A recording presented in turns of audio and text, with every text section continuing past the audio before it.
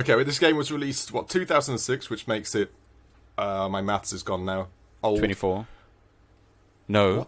What? 24? No, not 24. Oh, no, forget I said that. No, it's not 24. Damn. Like 16. There we go. 16.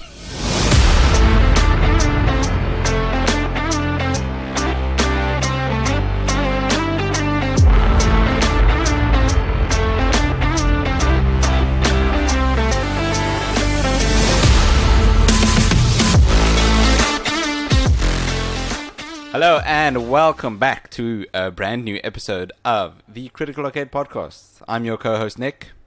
And I'm Dave. Yes, hello Dave. Hello Nick, are you well? Maybe I should Yes. say. Maybe I should Now add I that to more than just that I am Dave. I should ask you, are you well in the same segment so it doesn't feel like it dies. I do appreciate it when you ask me if I am well because you asking me that does make me well. Ah, yes, it's the healing powers of The healing politeness. powers of general Yeah. politeness. Yeah. There we go. Yeah. What game are we doing today? Today, let's jump right into this, shall we?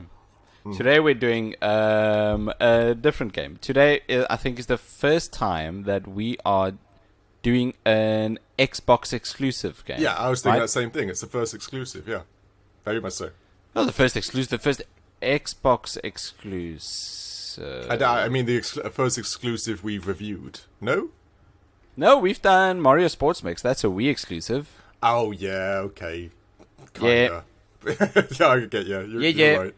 And Digimon World, which is the pile of shit exclusive. Yeah, but can you even call that an exclusive, taking into account PlayStation was pretty much the only console out at that time? Yeah, okay, you're right. You're right. I'm just being mean. I'm just being mean. Okay. All right. Anyway, Gears of War. Yeah, this week we're reviewing Gears of War, which I need to be completely honest. I've never played a single entry in that franchise in my life before. Never. That is so wrong. Like, on Well, so I many can't levels. help it. All my friends growing up had PlayStations. Yeah, None well, of them had Xboxes. There's always that competitiveness between Xbox and PlayStation, and obviously we know which side you're on. Oh yeah, but like I said, granted I was Xbox, especially in that era of console. Don't get me wrong, I had a PlayStation 1, 2, and then I jumped to Xbox because I just thought it was the better console. Obviously, I think it did win the console war that year. I may be wrong. that generation. What was it? Yeah. Xbox 360, PS3. Yeah. Yeah, You can't it did. include the Wii because the Wii actually blew them out of the water sales wise. But yeah, Xbox versus PlayStation 3. I'm pretty sure Xbox won that one because they had the better. Yeah, the exclusives 360. and- It was Yeah. better, but just because the PS3 was built very weird. Yeah, and they didn't have much support. In my head, I can't even think what their exclusives were. What, Killzone? Or... They had Killzone. Oh well, okay. They had all the Uncharted, the original Oh yes, Uncharted, the Uncharted trilogy. games. But they came in... I don't know, but my mind's telling me they came in quite late after the release. Or am I wrong? Like, compared to I think Gears. the last two came in quite late. I think. Well, anyway, Uh, yeah, I'm a big, anyway. I'm a big 360 fan. I actually think it's still one of Yeah. my favorite consoles. I think it's actually a very good console. I think I can count on my hand the amount of times I've played on a 360. It's really not a lot. The 360 is something So it's this not a version- console I've played on a lot. With this version you played, then Gears of War, what did you play? The PC version? Yes, I played it PC on the PC Game Pass, Yeah, no, I figured as much. which is No, it's a fantastic deal, right? yeah, no, the Game Pass is very good. Yeah, I'm very tempted myself. I haven't got it yet, but but you played with the controller, right? Because it would be Yeah, mental I've to play with the got keyboard. myself a Logitech something. Yeah. And I played with this Logitech something on Game Pass. What was it? Gears of War Ultimate Edition, which is a remastered edition. It worked. It worked. Yeah, like I said, I played on my Xbox version just because if you're going to play it, I play the original, and I have it, and it's already set up. Okay, wait. So you played the original version on an original 360? That's right. Wow. Yeah, it's fun. It's fun to dust these things off every once in a while. Quite excited to get into this conversation. it's then. gonna be- I think it's- we might have it's gonna some be differing opinions. No, I agree. What was it? It was released 2006, which is Yes. This game was released. No, you actually know a bit more about this game than I do. So how about you take lead? Okay, well, this game was released 2006, which makes it My maths is gone now. Old. 24. No. What? 24? No, not 24. Oh, no, forget I said that. No, it's not 24.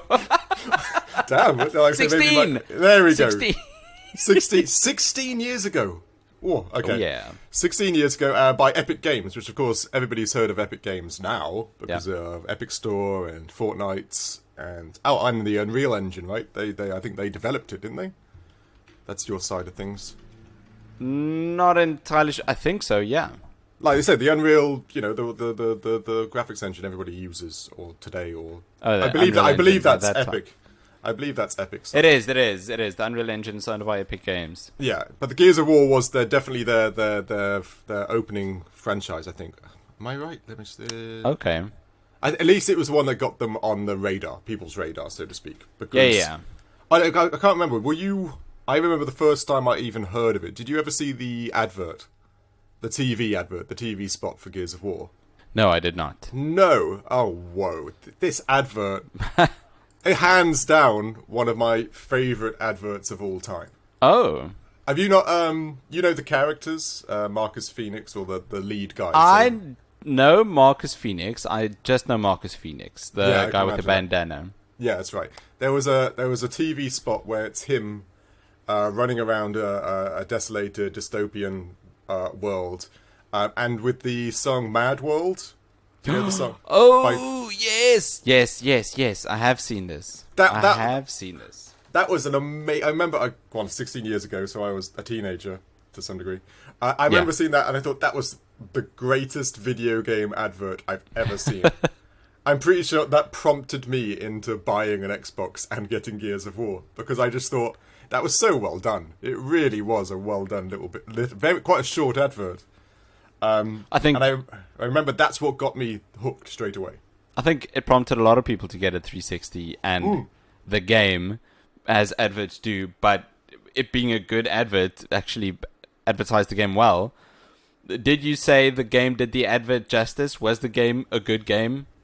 Yes, I think especially it had this perfect release time, to be honest with you. Yeah. It coincided with the release of the Xbox 360. The PlayStation 3 had very little going for it yet. Don't get me wrong, the PlayStation 3 has some decent games now. But it had this perfect release date, and somebody very clever with the publishing or the advertising, they planned this so well. And the game was...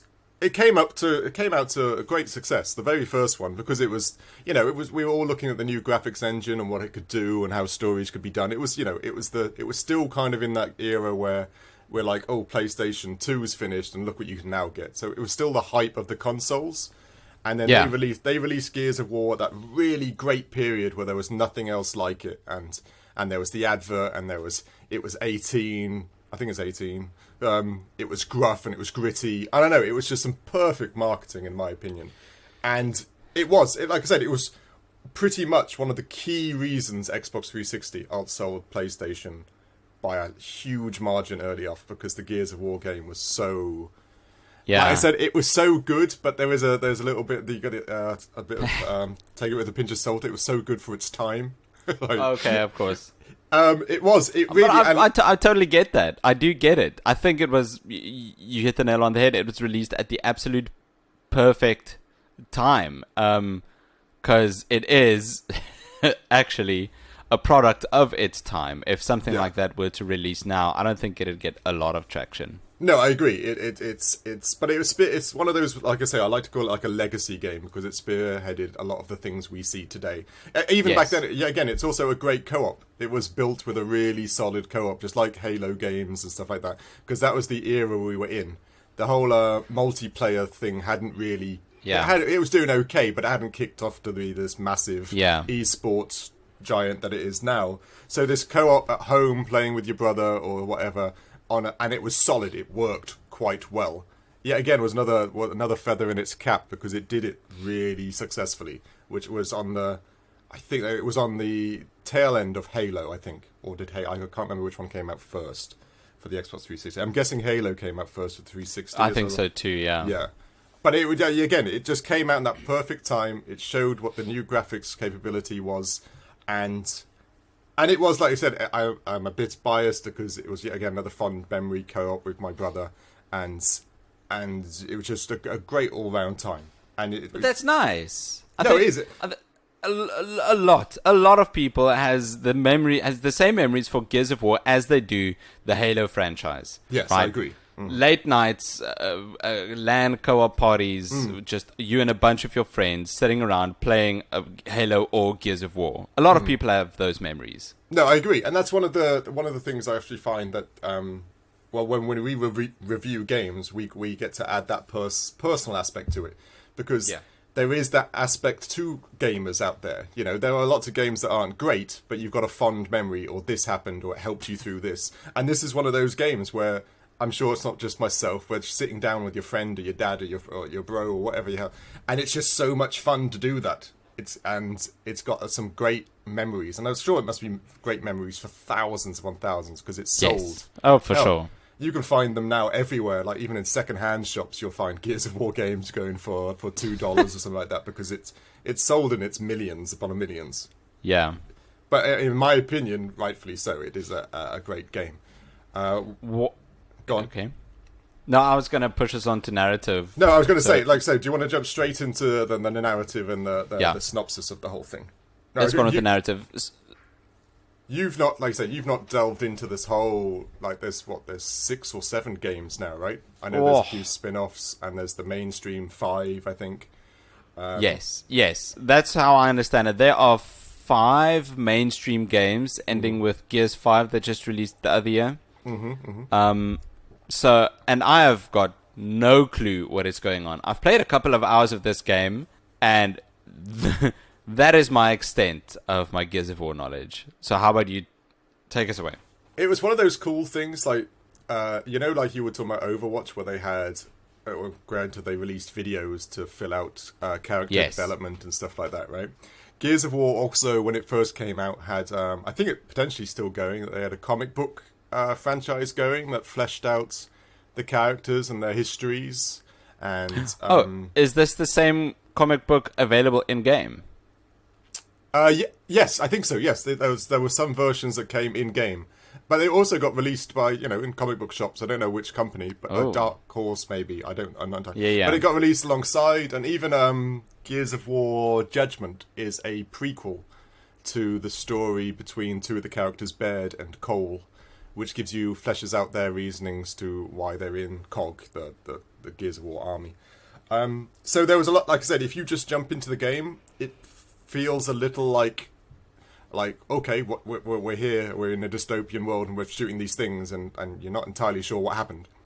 But I think that's the plan, was that you then delve into the other things to build so you could understand the situation you're in. Well, fundamentally, the situation was there was I think they called it a resurgence day or something like that, where locusts, all of a sudden an enemy you never heard of, spawned from underground and killed 25% of, it's not even Earth's population, this is a fictional world, so the human species killed 25% of it within 26 hours. And so now a planet that was warring against each other now had to stop fighting each other and take on the locusts, and that's the scenario. We have to the story for the first one is that you have to mask out their tunnels underground so that we can hopefully sink it, so that we can blow all their tunnels up. That was the entire premise of the first one. But of course, the first mission, I'm sure you must have played, you had to crack Marcus out of jail, because again, you don't really know why, but he got what's it called? A dishonorable discharge from the army years ago for doing something or other. I can't actually remember. But so that's the premise. You're taken over by underground.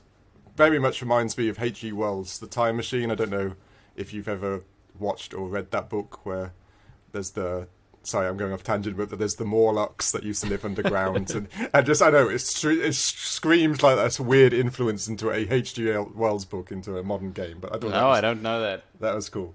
But like, one of the things, narratively, the story is relatively simplistic, especially the first one. You're a group of bad guys. You're good guys. I got that. You shoot the bad guys. You need to plant a bomb in a big hole. That's I got that. Yeah. It wasn't long into the game where I realized what this narrative is and what it was going to be for the remainder of this game. And essentially, it felt like this was... I'm not ripping on this game or anyone who likes it, but it felt like this game was written by someone... how do I say this? Written by a frat boy. Okay, yeah. Well, yeah, it's very... I understand. It's very bro Cody. Very... yes. It's very much the bro mechanics, yeah. No, it's true. It is... Very it is built around hoorah, that. very Semper Fi. Yeah, I can't remember which one, but I think it's 3 or 4 is the only time they actually start putting women in it. Like, because people were like, we get that the world's desolated, but where are the, girls? Yeah, there's probably still women around. Yeah, Okay. later on they do actually add those. But yeah, the first few were very, bro, yeah, let's go kill things. I think just after you escaped from this jail that Marcus Fenix was in, one of the crewmates in the helicopter looks at you in amazement and he says, "Oh, are you the Marcus Fenix?" And then you reply in a grisly voice, "Yeah," or something. Yeah, and then he right. says, "Awesome." Well, yeah. And I just kept thinking, wow, is this real dialogue? Is this really what they wrote for this game? Yeah, it's Are these true. bros just fist bumping each other? Killing things? It's one. I don't know. Maybe it was maybe again we're too spoilt now because I remember back in the day. I don't know. Maybe myself. Granted, I was a teenager, kinda like an adolescent. I was like 19 or something when this game came out. But there is some stuff that I actually do love. That's like it's not really in this game, but the team mechanics. You have Marcus, the guy you got out of prison. You got Dom. He was the guy who broke you out of prison, basically your best friend. And then you had Cole, the big like energetic black fella, who's Were who's you about awesome. to say the big guy? Yeah, I was going to say. And Baird. And they've actually... Now, granted, I played the other game, so I know the backstory. They've actually got some interesting, like, character developments, but it doesn't really go much into that in the first one. Okay. Like, Dom, it hints that he's searching for his wife. The resurgence happened, his wife went missing, and his whole thing now, the reason he's fighting against Locust is he's trying to find his wife. And that develops, I'm not going to do spoilers, but that develops the story down the line. Marcus, of course, has massive daddy issues because his dad was like a super clever scientist guy that helped make the hammer of... I can't remember the satellite shooting system. I can't remember what it's called. Hammer of Dawn or something. And he's a hero, and Marcus was always in his shadow, so there's a big daddy issue there. And Cole lost his parents. He was a super kind of like NFL, or not NFL, football, the National Football League. It is NFL, sorry. That is NFL, yeah. He was a big version, their version of NFL player who's worth millions. He used to play sports, and then his parents were killed, and so now he only wants to kill locusts. In fact, some of his backstory is that he won't take any promotion. He's been offered promotions upon promotions, but he wants to be on the front lines because he believes his job is just to kill locusts because he lost his family. How much of this is in the first game, the one we're reviewing now? It's tiptoed on. The Dom thing's definitely in there. Marcus is definitely in there. Yes. Baird's, it's very lightly. There's foreshadowing. Let's put it that way. The first one has the foreshadowing of it all. Okay. I'm leaning towards the main narrative for this game is just being a badass, killing aliens. Yeah, it is. It is. It's your introduction to Marcus and his team, and they are badass. There's no doubt, and that is basically. You're right. I might be delving too much into the actual history, but no. You're right. This game is relatively just that premise. It's to build the baseline of, and they planned this game to be a fully, I think initially just a trilogy, but they planned that from the did offset. they? Yeah. This wasn't that changes things a bit. Yeah, this wasn't a once we'll try this game to see how it works because they generally planned this as the big game for Xbox, and I believe it was a 3-game contract at the beginning. So the first game, like you said, was to build the foundation. And the second game is far more narratively driven, in my opinion. It does have a lot more personal aspects and characterization in it. That is good to know. But the first game is very bro and yeah. That is that is exactly the vibe that I got from this. In a way, I mean, this is a game, but it's almost like they're trying to fantasize war. Instead of it being super gritty, handling the reality of it. If the human race were to be almost wiped out and people are still just going around fist bumping, cool, bro. No, you say that. One of my favourite things about Cole is he's called the Cole Train, and he often woos and goes woo, and he goes around like do badass moves, killing locusts, and he generally has fun at doing it. But so it is very bro-y. It's like, high five. That's hilarious. But it is, at the time, granted I was a teenager, that was brilliant. I loved it. I loved Cole. He was my favourite character. That's my next point. That's exactly my next point. I wrote this down right here. This is a game 1000% for teenage boys. And if anyone loves this game now, it's because they were a teenager when they first started playing it. That's true. That's a hot take. That's a hot take, but I'm standing on that hill. Yeah, this is no Last Among Us. The Last of Us, Last Among Us combined. You know, it's not got any gritty characterization. It is just like it's basically a game of what you think you are whenever you play paintball.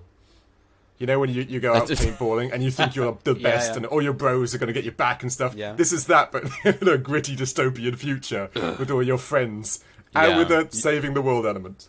But I know there's nothing wrong with that. So there's something. No, absolutely basic, not. But it's, sometimes basic escapism is just some of the best stuff you can get. Exactly. I'm just ripping on this game, but you're 100% right. There's absolutely nothing wrong with this. It's not my type. And I think I missed the boat on this entirely. Yeah, you haven't got... You unfortunately don't have that, like I said, like we were saying earlier, the nostalgia hit. Which of course not. A lot of gamers do have to that. And that's why... It's like I say, it's fun that with our views will be so different, especially our score later on. Because I've got that nostalgia hit massively, and you're like... Why are these big burly guys so like nonchalant about trying to save the world, and why are they having so much fun? Why are these big burly guys so big and burly? All of them. They are huge. All of them. I remember that. Yeah. Why is everything so muscular in this future? But yeah, okay. Anyway, we'll jump straight into visuals. What did you think? Yes, let's jump straight into visuals. My first thought: why is everyone so big and burly? That's true. They are. I think everybody thought that. And one thing they also noticed is that everyone's quite. If you compare the environments, everybody's quite short. Like they're all short and burly. If you notice, like people are super. If you super analyze that, all the locusts are taller. And live underground. But we live above ground, and they're all smaller than us. Also, we're all smaller than them.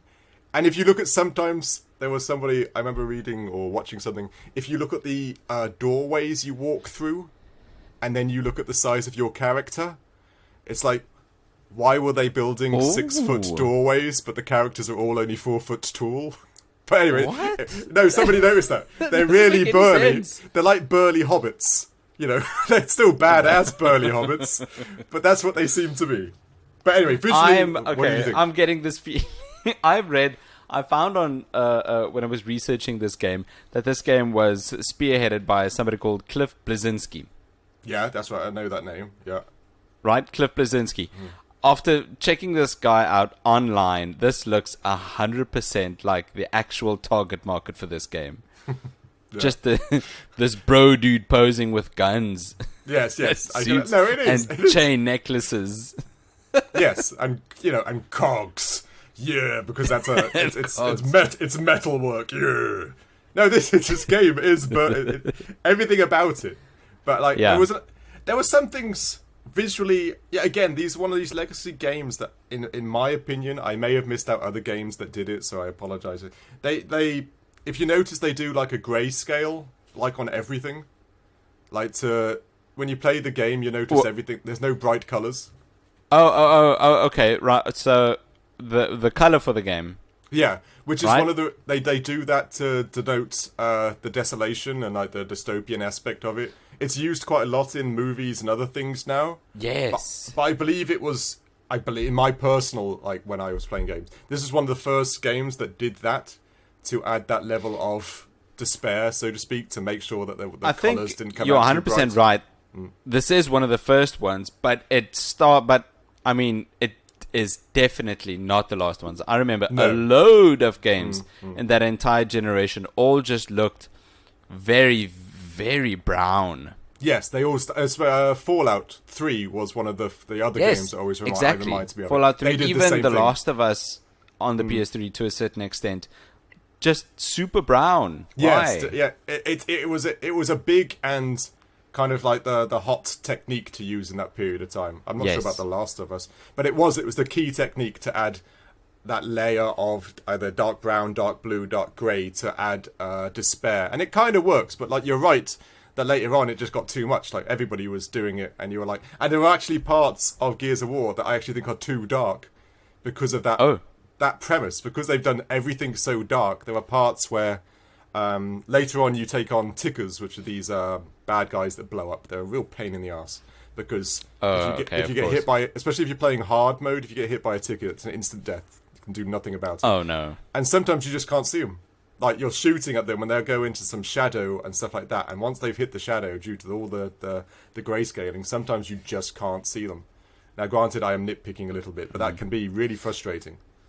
No, of course not. But that is an issue with the game in this case. Then, of course, you can adjust your brightness. Yes, but the default level for exactly. But the default level should be good enough for you to be able to see things that wouldn't prohibit gameplay. And you got to think that they, like, visually, they also invented some of the most iconic. Like you've heard of the Lancer, the gun with the chainsaw. Now that, of course, that's probably one of the most iconic things that came out of this game. No, 100%. It's one of the most recognizable weapons in gaming history. I remember reading next to like the Buster Blade from Final Fantasy VII and some of the Halo weapons, and even a Link's Master's Sword, I believe it's called. You know, it's one of the top iconic weapons of all time, and you know they developed this. Ridiculous. Like you said, it's very bro again. Bro, guns are awesome. Do you know what else is awesome? Chainsaws. Oh yeah, let's just put them together. Whoa! Yeah, high five. It's a brilliant idea. But it's funny, but it's true. But it's great. There's nothing particularly wrong with it. It is. I am totally agreeing with you, although I don't 100% like that I'm agreeing to it. But it's just. It's very cool on a shallow. We I don't know how to say this. We all want to be evolved men and like higher than all this, but there are just some things that talk to our inner child. Exactly, this is like one a of those chainsaw games. gun. Yeah, exactly. A fart joke. Yes, exactly right. Like nothing's better. Pull my finger still makes me laugh to this day. Oh yeah. So the visuals for this game, I think the one thing that I did really enjoy was the length that the developers went through to show the extent of the apocalypse.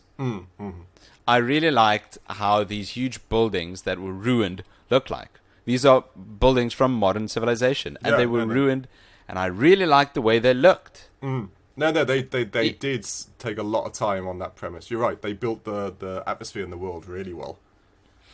I just played this about an hour before we started recording, and before one building, we needed to go through the building, and I thought, well, I don't want to go through. Maybe we can go around. And I tried to go around, and on the one side there was a ruined bus, and on the other side there was like a ravine in the middle of the road with some sewage pipes and just an absolute pit. They could have just put walls there. Yeah. Like lots of games do. Yes, I agree. They took. Yeah, I don't know if it's this. I don't think it's this one. But other Gears, there's even ones where you go to an old football stadium and stuff like that, and a theater and stuff like that, and then see how run down. But they do take a lot of love into taking the initial concept and see how they can make it grubby or broken or just sad. You know, it's sad to see a civilization that was at a peak and then just got destroyed by, as we've seen in many games. But there is something visceral about seeing that makes you almost more involved in the story, because you want to, it's something that you can connect with. Which they do very really well in like. this game. They really do. Yeah, I really do like that. I think that, and the only other thing that I liked about this game is the size of some of the bosses. Oh yeah, I used to know all their names. The bosses. You mean the? Which one were you? You don't have come up to a berserker, but did you? Some of them are big things. And that only gets bigger in the series. I know. That is cool. That is cool. That triggers some lights in my primitive brain, and I like it. Oh yes, no, 100%. It's like the whole premise of Monster Hunter. Big isn't it? monster. Big Taste my chainsaw gun. That's right. No, it is. Yeah, again, it's the like, oh, we're tired of killing all these small things. Let's make something big, and let's put rockets on its arms. Because it's because a big like dinosaur is not enough. No, we need dinosaurs with rockets on their arms because it needs to breathe lasers. Yeah, these burly men could arm wrestle a dinosaur, and they'd win. They need something more nuclear. They need something more dangerous, and that's what they did. And I absolutely, again, I'm agreeing with this the entire time, but I'm begrudgingly liking all of this. Yeah, exactly. I can understand. It's that inner child that's winning out on our conversation today. Right. Okay, what did you think audio-wise then? Because I like the audio, idea that you've not played it, so I like the idea of hearing, because I will have a bias, and you won't. Yeah, no, of course. The audio, I was not as impressed with. First of all, the guns. I didn't get far, but the guns did not sound great. Even the Lancer, it just sounds like a load of pew pew noises that does almost sound like a gun. It doesn't sound impactful or impressive, or I don't know. I just wasn't impressed with the sounds that they used for the guns. Not at all. Did you manage to cut anybody in half with the chainsaw? I did. And immediately afterwards I did it again because it was so much fun. So much fun, right? That's right. Okay, just checking to make sure you use both aspects of the guns. I did. I almost. I mean, it takes a while to cut through a locust with your Lancer. And in the middle of this animation, I almost crushed my mouse and screamed with Marcus.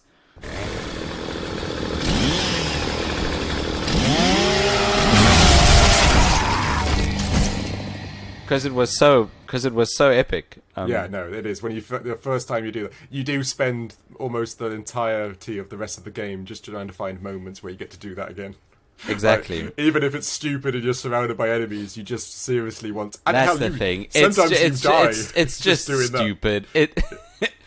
No, you should take cover and shoot them with headshots at a distance. But no, you want to go cut them in half with your chainsaw gun. You always think, is that one close enough? I think that one's close enough for me to run over there and just cut them in half, right? I might take damage. It's fine. That's fine. My shoulders will cover me. Yeah. But yeah, but like, the audio, I understand what you mean gun-wise. It's one thing I guess I didn't really look too much into it, but you're right, they're kind of one-dimensional sounds, You got like you were saying, you got more visually from the guns than you did audio-wise, because I know you didn't want to get there. There's a sniper rifle, and when you shoot them in the head, you get that lovely, the head disintegrates because it was a good shot. That is nice. And yes, of course, the chainsaw bit, but that's more visually entertaining than it is sound-wise. Yes, and maybe a bit of gameplay as well with the sound. Yes. Another thing that I was perplexed by is the soundtrack for this game uses a lot of orchestral tracks. And I would have thought that a game like this would use a load of rock or metal even. Well, I don't think that was at the time. That wasn't. I know they use it now. That's the thing. I know it's. I just don't think at the time that was a gimmick enough. You're right. It was. No, you're right. It is definitely a product of its time. But I was just a bit perplexed. Oh, I'm listening to an oboe now. Whilst being a bro, cutting somebody exactly, off. And there's a clarinet. Yeah, that's right. Trombone. That's Why is there a violin? Give me some metal, please. It's like they were like, oh damn it! I forgot that I ordered an orchestra for this. We might as well use them. Okay, now let's. I know I do hear what you mean, and it's a bit of a disconnect. Yes. In that regards, because you like I said, like you. Even I know it's a today thing, but like even some weird dubstep Oh, dubstep would be really cool. I guess in the so, fighting or scenes. something like that. Yeah, you're right. More hardcore, energetic type music. I think what this game was trying to be was what the new Doom ended up being. The latest Doom, right? Yes. I know what you mean. Have you Yes, played I either know. of them? Yes, I have. I've dabbled. I can't say I've actually played it properly, but yes, I have. Was it one called? Yeah. I can't remember what it's called. Eternal, or was that? Yes, Maybe. Doom in 2016, and then Doom Eternal, which got Yeah, released that- in 2020. Yeah. I think those games achieved what I'm thinking this game was going for. Yeah, it's what you were looking for when playing this, right? You were looking for the Yes, same yes, type yes, of yes. atmospheric and gameplay combo, right? No, you're Yes. right. It is, and it's one of those weird things. You know, when you're in a fight scenario and the music changes, and then when you finish the fight, it kind of does that doom, where you know there's no bad guys around. Exactly. You get cued by the audio to tell Yeah. you that okay, the fight's finished. Now it's a traversal time. Yeah, exactly. What do you think of? I'm always on the fence of if I like that or not, because in one way I like the idea that okay, there's no bad guys around, so now I can explore Yeah. and find cogs and reload and all this jazz. But it also takes away the stress. You know, like if you were playing Resident Evil and then all of a sudden there was Yes. music that said that you're not in danger anymore, it would kind of destroy the atmosphere. Like that, you know that you can go around this corner and nothing's going to happen. Oh yeah, well I get what you're asking, but Resident Evil and Gears of War, they're going for totally different atmospheres. Yeah, it's true. But I have to, Resident Evil, it wants to keep you tense. It wants to keep the tension because you're its bitch. Sorry. I feel like that should be the tagline of Resident Evil, the next Resident Evil.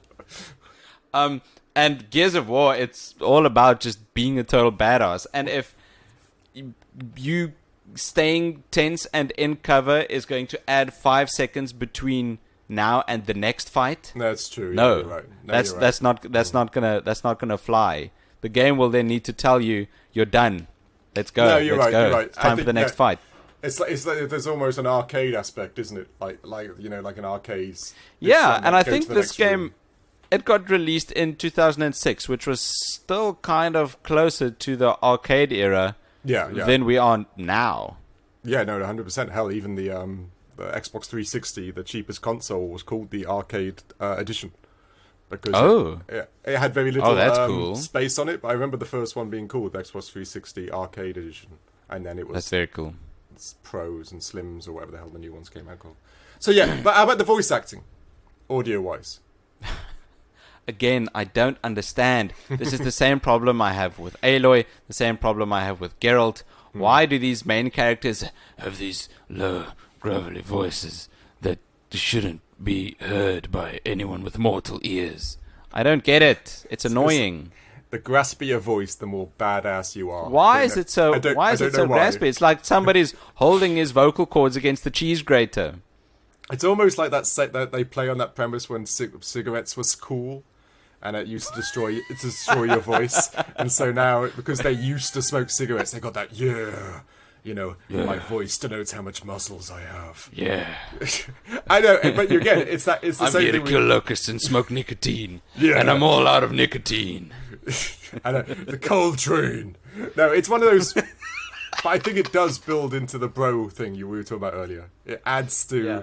and you're right. All of them are badass voiceovers. You know, it's like they got, okay, can you do that voice, but can you do it a few octaves lower, and pretend you've had a throat infection, and that's the voice we want, because only badasses have that voice.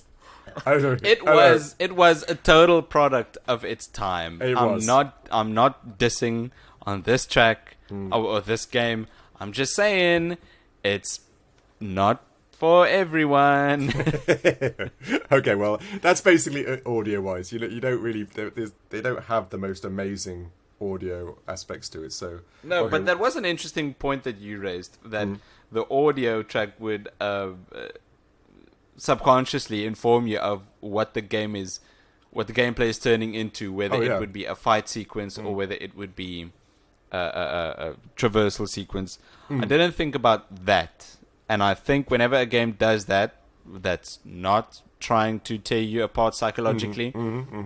I think it's a good thing. Yeah, it is. It is a handy mechanic, especially a lot of the Xbox achievements are finding the cogs, and so it gives you time to try and get those as well, which lots of people, of course, are achievement hunters. Yeah, you got to find and, all the little cogs, dog and tags, stories. right? Yeah, exactly. Yeah, so it gives you time to do the two aspects: the shooting, gunning, and killing. That and I like. The I like discovery that. and finding. Yeah, so it think does this- work.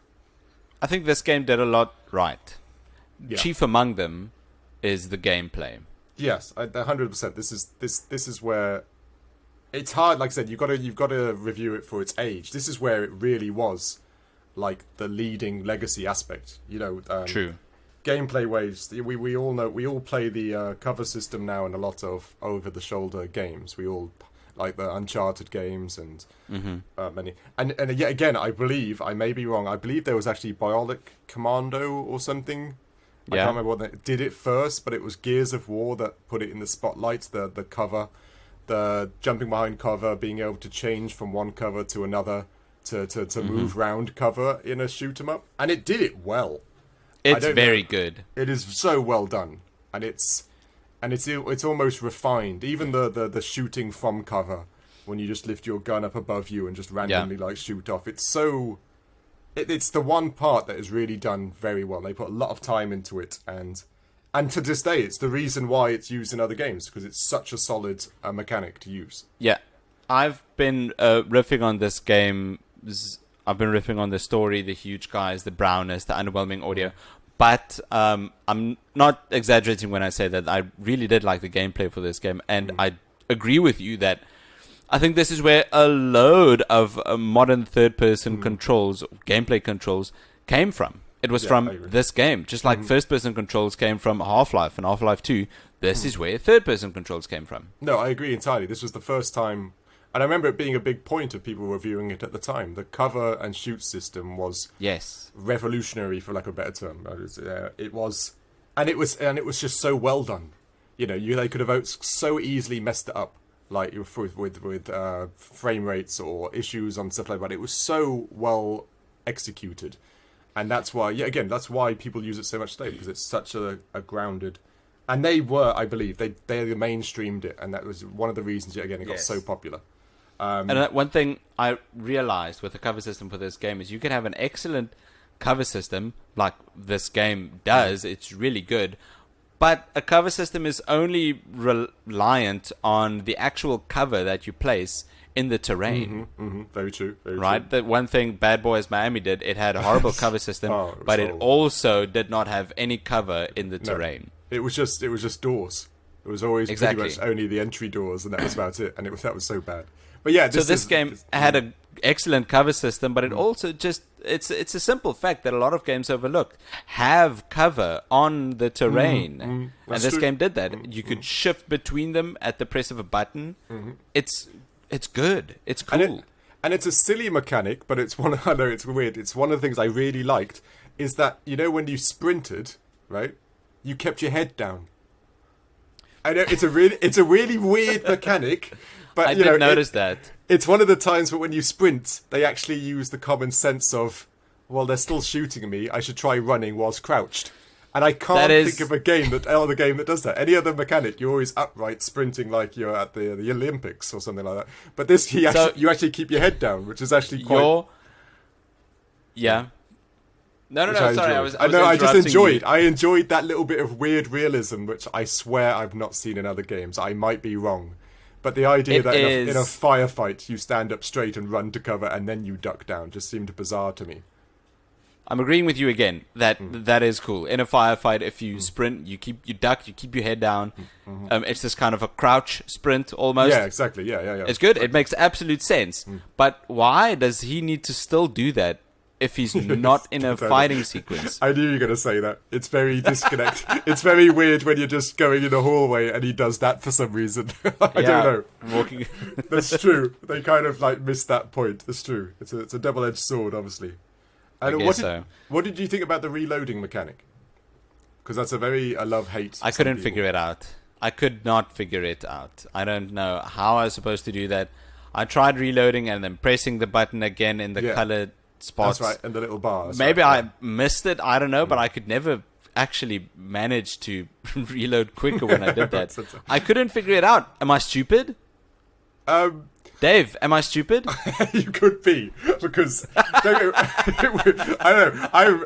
I didn't find it that hard. But that said, I was using an Xbox controller and you were using a Logitech thing. So maybe maybe there's a bit of a weird disconnect there. I don't know what the controller setup was. It is hard to do. You press reload and then you press, I think it was R1 or L1, right in that little bar, and then you get the sweet reload, which powers up your bullets, which I'm a fan of. Is that what happens? You Yeah. get powered up bullets. Yeah, your next magazine has, I think the first few shots are more powerful. And you reload quicker. But if you mess it up, you reload a lot slower, which can be very tense when you're, of course, trying to not die and something's charging you. So it adds a win-lose mechanic. So you could try to get the increase in damage. But if you get it wrong, your reload will take twice as long. Or, like you said, if you just reload normally, then you don't take the risk factors in any way. Okay, that might be what happened to me, to be honest. Mm-hmm. But it adds because it reloaded. It took a long time, and I could never figure it out. And it adds another dimension to almost the pressure of the scenario, which I actually enjoyed. And then there was also another mechanic, which I think they spearheaded to some degree, but I do see it in other games now. This is one of the only games, apart from cutting locusts in half with the chainsaw, which is visually and just fun. Everybody should do it. You also had head stomping and leg shooting.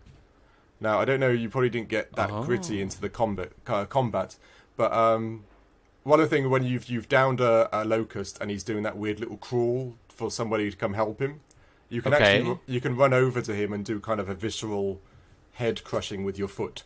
I thought the first game that did that was Dead Space in 2008. I know, exactly. Yeah, that's true. That's very true. So this game did it first. Yes. It was even... Yeah, again, I think it was an achievement thing to head or curb stomp like 5 of them or something like that. And not only that, there was another mechanic which, again, they use today, is shooting them in the legs if you're... if they're running at you and stuff like that. If you shot them in the legs, they'd fall over. So it gave you some time to find cover or reload and stuff like that. Which is...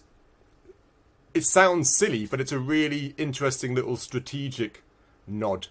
That if they're charging you, or even worse, if you've got like 3 bullets left, you could aim all 3 at the legs, trip them over, and then you could reload in time before they got up again. Which... Oh, man. Again, okay, I'm getting this gameplay dynamic. This is very nice. Yeah, again, which you see into games today. Yes. But this was the first game I remember seeing it thinking, wow, that's cool. Hell, there was even there was a hint saying shoot them in the ankles or legs to make them trip over. I forget. There was... And this was revolutionary stuff. I know it sounds funny now, but this was big in the... No. This was crazy. I get it. But it does... I know... I found. Did you see any? What are any negatives to gameplay you didn't like? No, I don't. Just that the controls that work super well. But I think that was just because they couldn't find that sweet spot for movement and looking around just yet. I mean, this is 2006. Yeah, no, exactly. So it's not as tight as I would like it to be. You could do a lot of things. And you could murder in a lot of ways. But fun. They weren't super tight for me just yet. But it might just be because I'm stupid, because I'm just figuring out now how to reload in this game. Yeah, no, it could be that, I must admit. But there were some mechanics, like, I remember I had an epiphany with this game, because we had my cousin around, and he was a teenager. And of course, we were playing it, so he wanted to play it. Yes. And I remember he started a new game, and he played it on normal.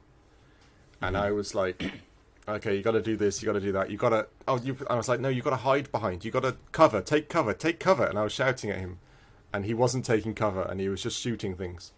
And then I realised that he was just shooting things, and the screen was going red. And another mechanic I think they did, the whole life bar being the screen that slowly lost... yes. I think that was a Gears of War mechanic. And then he didn't die. And then I was thinking to myself... Damn, this game is potentially too easy.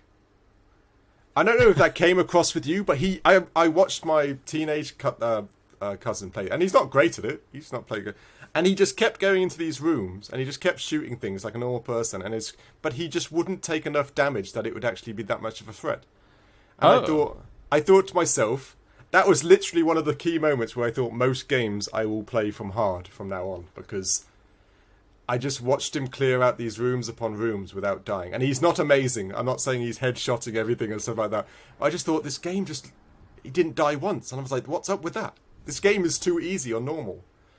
And there were other little mechanics. You never got there, but there's a thing called a berserker, which is like a big armored locust. And his whole attack is just to charge you like a bull. And then you've got to just dodge out the way, get him outside, and then you use the satellite thing to kill him. I see. And that just seemed really like almost like a mini game inside this shooting frenzy. You had to like makes sense. Come on, follow me. Oh, you missed. Just there, right there. Stay. And you couldn't do anything else. You couldn't shoot him, trip him up. Nothing worked. You had to take him outside. And I thought that's a bit like, well, it's like playing a chase in the schoolyard with a big baddie. And they come on, Cliffy B. Yeah, I thought that was a bit of a strange mechanic. Give me lots of new bad guys to try and kill, and give me special ways to kill them. Cool. But a little, like, follow the leader, and then using the satellite, the hammer, the dawn hammer, or whatever it's called. That's quite fun, but to use that mechanic in the game, and I swear it's like 2 or 3 times you got to do the same thing. Oh, no, don't do that. Yeah, one you had to get him out of a mansion to go outside, and one, I think you were in a mall, and you had to get him into the centerpiece because the mall had a glass ceiling. And it's the same thing each time. You're just like, oh, God. It's one of those bits where you hear him scream. You're not scared that he's here.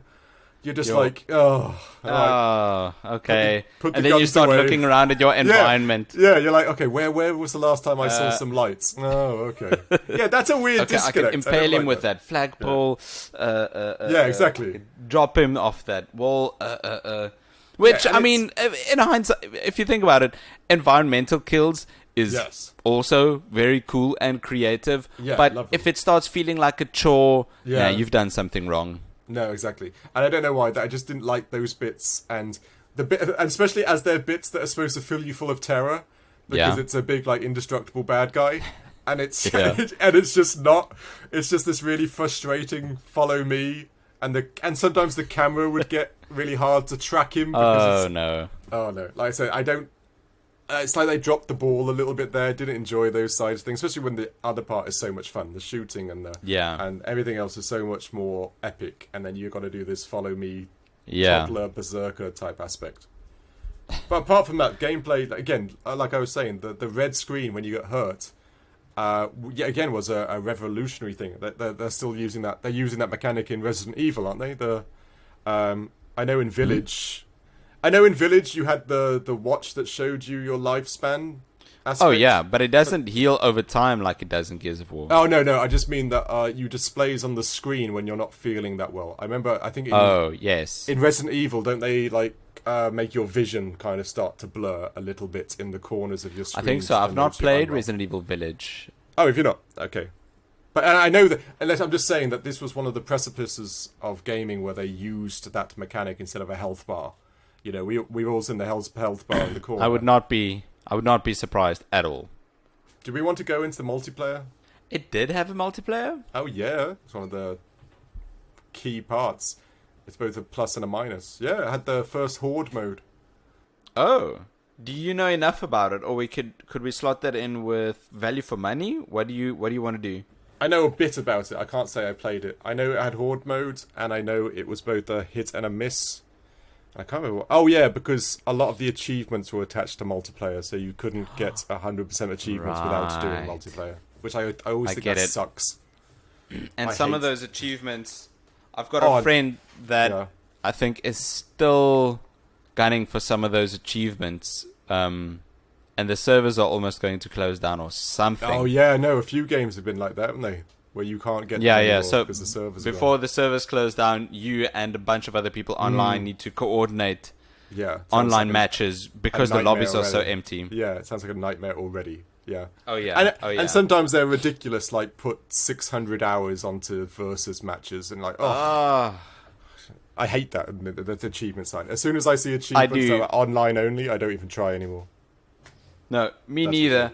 But I must admit, I do get the insanely unrealistic satisfaction of getting one of those achievements. The endorphin hit. Well, yeah. The endorphin hit, exactly. I've got the platinum trophy for Zero Dawn. I'm never playing that game again. No, I can imagine that. Because I, like anybody else, I play the games and then I'm like 60% achievements. I'm like, this game's good. Maybe I'll get all of them. And then I like put 10 more hours in it and I'm now at 65% of the achievements. And then I'm just like, nope. Nope. Thank you. I'm not making this my second job. Some games it's alright, but no. Some games it's just ridiculous in my opinion. But anyway, should we jump into performance? Let's do that. Here's where we've got some of a disconnect because you played the original version on the Xbox 360 while I played the remastered version on PC Game Pass. Which in theory means you must have had more bugs because mine was built around the console technology at the time, whereas yours is because of computers and PCs and all the different graphics cards and all the things that can go wrong, they generally do go wrong. So did you experience anything wrong? I did experience something wrong, but it wasn't gameplay glitches. I mainly had visual glitches, which were horrible. Like we're talking like Skyrim level of horrible, or? Oh no, not Fallout 76 levels. Oh yeah, okay. So I think the main problem was that this game is a remastered version of a 2006 game, and this one came out in I think it was 2015. Yeah, that sounds. This right. Ultimate Edition. Yeah. 2015, which was 7 years ago, and on my computer, which is not a bad computer at all, I had frame drops. What were you running at, 60 or 30? Out of curiosity. No, it was supposed to be running at 60, but regularly it would just chug along. It would fall down all the way to 30. Oh, ouch! That's horrible. It's just when you're. I'm just saying that's very noticeable when you're doing 60 at one moment. It's extremely noticeable. It's not supposed to happen at all. That's not strange. At all. And these frame drops would happen often.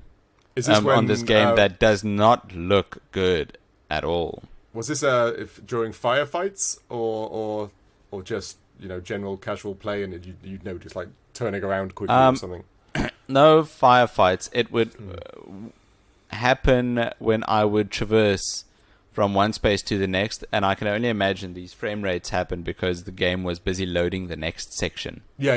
No, I can imagine. Yeah, you're sprinting from one cover to the other. Exactly. Right? So down these long hallways, I would get 40 to 38 frames. Oh wow, that's because Yeah, and it's just a hallway. Bigger places, exactly right. Be it's fine. A hallway. No, exactly. You'd expect it. It led me to deduce that it was loading the next area. Which isn't good. Like I said, if you're going to remaster something, this is something that's kind of the whole point. Exactly, right? It's kind of the whole point. No. So that it runs at 60 and it had smoothly. A couple of times, it would take a very long time to load in textures. Oh, I hate all that. over the place. It would be fuzzy, lame textures. I hate it when you've loaded into an area and then you slowly see the textures start popping onto the screen. Yeah, that's right. No, that would happen. So remastered, exactly. Yeah. It's disappointing. So I had these visual glitches, but that was about it. Okay, that's not too bad. It's not great because can you imagine buying that game full price because it got remastered and stuff, and you have that same issue? That would really wind me up. Yeah. Did you have anything on the 360? Like I said, because it's built for the console, I had some issues. Like I said, I'm not sure if this is performance or again how it was built. You'd take cover and you'd be behind a rectangle that's a certain length. I swear that if you wanted to jump over it, you had to be in the middle of the rectangle. But if you were to the left or the right of the rectangle, it wouldn't let you do the jump. Okay. The mechanic, it wouldn't do the leg over the top type running thing. And sometimes when you've got like the longer, you had like long rectangles that you could see was actually made up of 3 different rectangles. Yeah. You could see they didn't fix that mechanic. So So when 2 rectangles hit each other, you couldn't jump over those because because they didn't see that as the middle of those rectangles anymore. Nah. It was rare, but I did see, there was one time I actually died because I was trying to jump over this cover, and I was trying so much, a locust just came up to me and cut me in half. I was like, and it's silly, but it's frustrating. Yeah, it's not as, and strangely not as fun when you get cut in half as much as you cut them in half, just as a weird side point. But that's it. Apart from that, it runs quite well. It does. It's not, of course, amazing. This is still a 360, so graphically it's 30 frames per second, and that's what the system was capable of. Yeah, exactly. But it is. Yeah, I had no issues with Gears of War at all. Really, I'm just nitpicking. So, besides the performance, I think for this game, the value for money is actually pretty great. Yes, I thought so too. It is. It's like we were saying earlier. You said on Game Pass, it's there. It probably will forever be there, won't it? Because it's a figurehead game for Microsoft and Xbox. So and like I said, if you do have an Xbox 360 and you want to get hold of it, they're everywhere. You can go on eBay, go to your secondhand store. They are. It got printed in so many millions that you can easily get your hands. And of course, digitally, it's not that expensive either. So. Easy to get hold of. Chances are, if you've got an Xbox 360, you already have a copy of this game. Yeah, it's true. Yeah, 100%. 100%. Hell, even the consoles came out with the game as part of their bundles about 90% of the time. I mean, this game it's a very nice package deal. Not only do you get a campaign, but you could play this if you've got a separate controller. You can play it co-op, split screen, right? That's one thing I forgot. Yeah, it is actually. Yeah, it's great. And yet again today, if you have got your bros, go play split screen. Costs you nothing. It's a lot of fun. Yeah. And you're right. And it's on one TV, or And nowadays, if you think about the sizes of TVs you get, that's actually not that hard anymore. I remember playing split screen on like a 27-inch TV, and then you're squinting to see where the bad guy so you can shoot them in the head is. But now, I was just at the shops the other day. Like the smallest TV you can probably get. Well, the smallest is like 32, but your middle range TVs are now like 55 inches wide, or size. Which with co-op now, it makes you wonder why there isn't more like split screen co-ops, because it would be a lot easier. I know. Maybe I'm looking for a bygone age. I want my Mario back and all the other things that are co-op. I don't know. But yeah, it's got a solid co-op, which does add value. You're right. It definitely does. Even with the co-op and the multiplayer, this game can keep you busy for a very long time. Oh yeah, there's a lot of bang for your buck there. If you really dive deep into it, there is a lot there. And like you said, it's so easy to get hold of.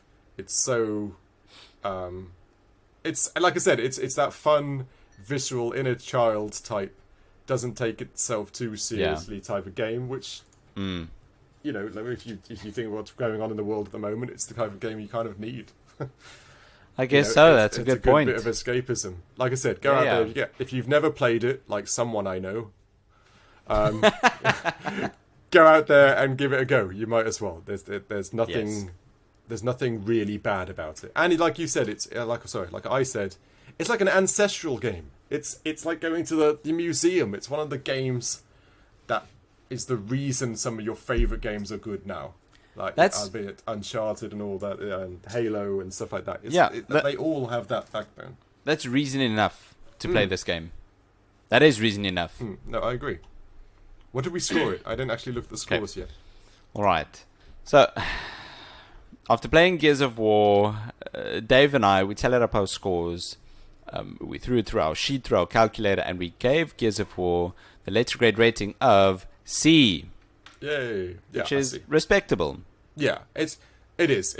It's funny because when it came out, that game would have been an A, but we got to compare it to now, and it ages well, but that's about it. It ages well. It doesn't age amazingly. The gameplay definitely aged very well, but that's about it. That's about it. Yeah, chum.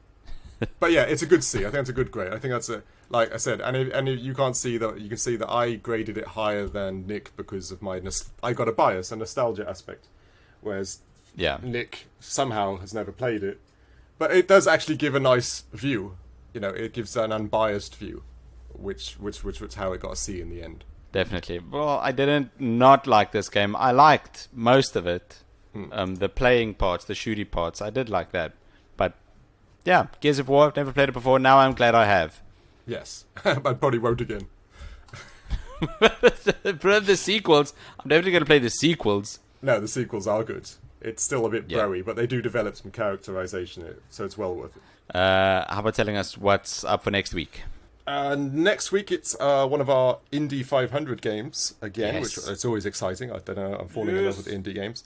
It's a game by a New Zealand studio called Ashen, which is what seems to be a strongly co-op based third-person fighting game, which I don't really know much more about it. Everybody seems to have heard of it. It's getting great reviews, but I'm very excited to play it. It looks great. Same. And again, New Zealand. I love the idea that we can get our hands on these games from like random other countries. I look, Man. I'm excited. I love the idea that we get these IPs from Same. little countries. This is the future. I'm not saying New Zealand's a little country, but you know what I mean. This is why we started the Indie 500, so we can get our hands on and review these smaller games from lesser known studios and bring light to them. Yeah, exactly. I'm it's so much really fun. looking forward. Yeah, it's so much fun. Right.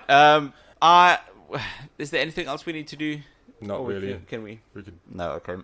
Thanks for joining us on listening on our No. That was close. This has been our review on Gears of War. It's Gears of War. I don't know what else to say. It is Gears of War. There's really no other adjusive that you can explain this game with. It's Cliffy B. You could say that as well. That's very true. It is very Cliffy B. This is Cliffy B original. This is yes, for sure. Yeah. You could follow me on Twitter at It's Time for Nick. You could also catch Critical Arcade on wherever you get your podcasts, and you could also find us on YouTube. We are now available on YouTube as well. Please subscribe. Tell people. Exactly. Subscribe and tell your parents. Yeah. Woo! Are you Marcus Fenix? Yeah. Tell your parents. Listen to Critical Arcade and tell your parents. Dave, where can they find you? Oh, if they can find me, and if they do find me, I did just so happen to purchase myself a Lancer, and I've always wanted to cut somebody in half with it. So Who's going to be first? yeah, who's first? Yeah. Like I said, I'm excited. Come on. I've oiled it all up and everything. It's sitting right on my shoulder. Good to go. Yeah. Right. Thanks for joining us on this episode of the Critical Arcade Podcast. We'll check you next week. Cheers, everyone. Cheers.